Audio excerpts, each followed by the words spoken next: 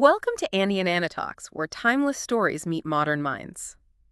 Today, we are going to talk about ASMR and why are we so obsessed? It's a huge phenomenon, isn't it? Absolutely. And you've sent over some really fascinating material. We've got neuroimaging studies, stuff on the creators, cultural takes, quite a mix. Yeah, tried to cover the bases. So our mission for this deep dive is to sort of unpack all that, pull out the key bits, and figure out what's really going on with ASMR. Sounds good. Where should we start? Let's start right at the beginning. For anyone who isn't quite sure, what exactly is ASMR? Okay, so ASMR stands for Autonomous Sensory Meridian Response. Bit of a mouthful, I know. Uh-huh. But basically, it's this distinct physical sensation, like a tingling. Tingling where? Usually starts on your scalp, kind of top of your head, and then it can move down your spine, sometimes even arms and legs. And what triggers it? It's not just random. No, it's very specific triggers, usually sounds or visuals, things like soft whispering, or maybe the sound of leaves rustling, paper crinkling, someone brushing something, or even watching someone give very focused personal attention, like in role-play videos. Right, the role plays. It's still kind of amazing to think about, Whispering becoming a job or tapping sounds being like a brain lullaby. It definitely sounds strange when you first describe it. Okay, so we've got the tingles and the triggers. Let's get into the science bit. You sent that study, the fMRI one from, was it 2018 PLOS one? Yeah, that's the one. Really interesting stuff. They basically scanned the brains of people who experience ASMR while they were, experiencing it. What lit up? Well, they saw significant activation in brain areas linked to reward and emotional arousal, specifically the medial prefrontal cortex and the nucleus accumbens. Ah, the reward pathway. So the brain's pleasure zones, essentially. Exactly. The medial prefrontal cortex that's involved in things like processing information about yourself, social stuff.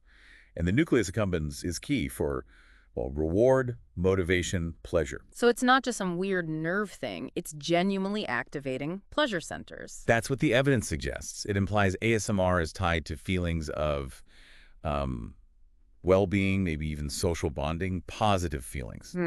And the study also showed some signs that ASMR might actually lower heart rate and boost positive emotions. So real physiological effects, too, not just subjective feeling. Seems like it. Some people even compare the effects a bit to mindfulness meditation.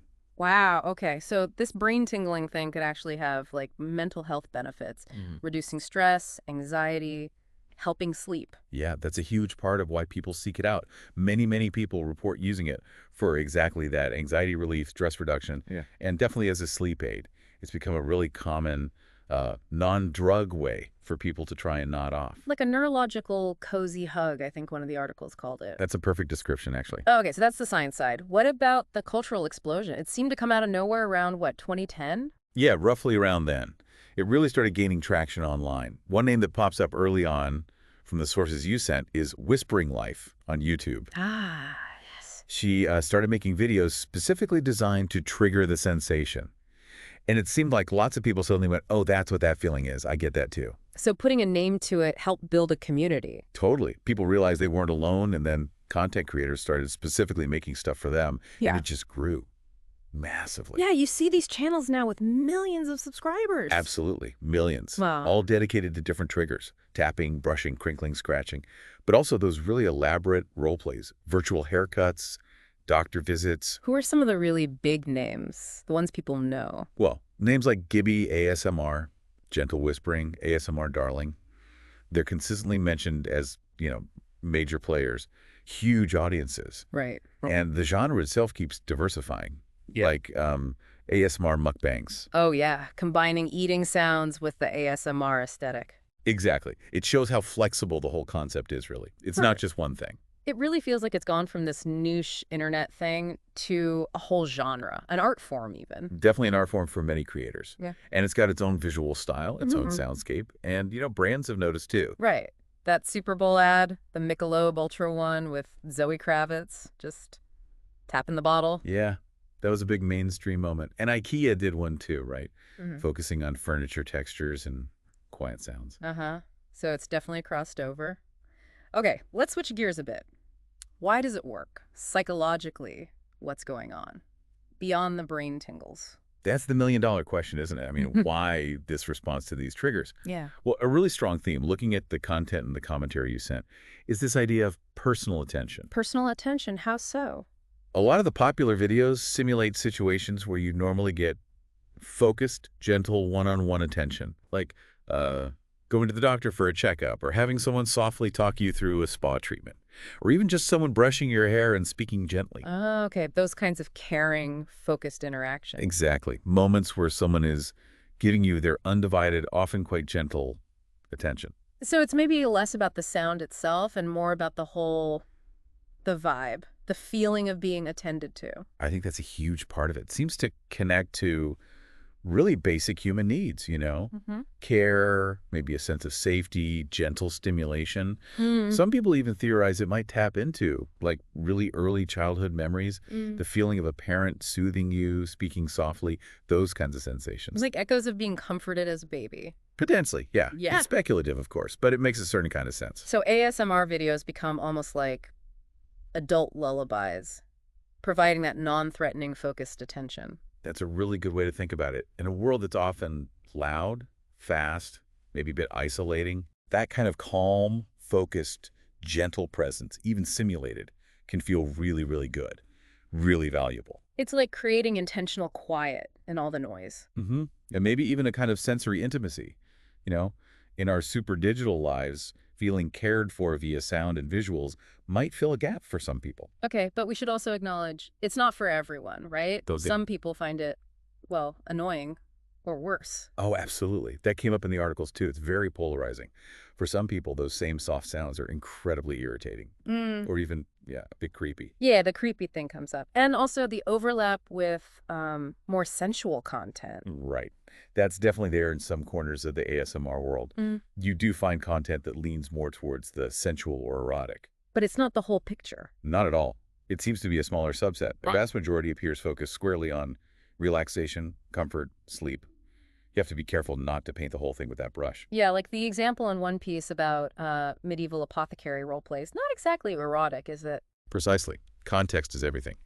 But the critiques you sent also raised some valid points about the potential downsides, like the commodification aspect. Ah, right. Monetizing intimacy, turning that feeling of connection into a product. Yeah, it's a tricky area. People are seeking something quite personal, potentially vulnerable, comfort, connection, and it's happening within a commercialized platform structure.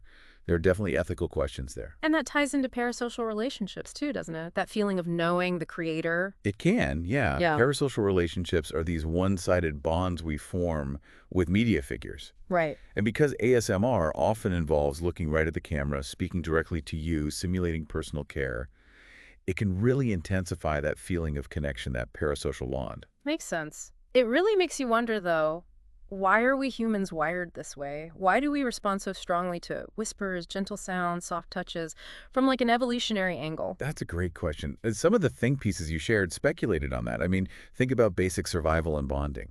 A heightened awareness of soft sounds, gentle touch. That's crucial for caregiver-infant bonding, right? Communication, reassurance, long before language. And being attuned to subtle sounds in the environment. That could be vital for detecting danger, predators sneaking up, or maybe even for social cohesion within a group, hearing subtle cues from others. So ASMR might just be tapping into these really old, deep-seated mechanisms for bonding and safety. It's a plausible idea. Maybe it's not a weird glitch, but actually a fundamental part of how our nervous system works.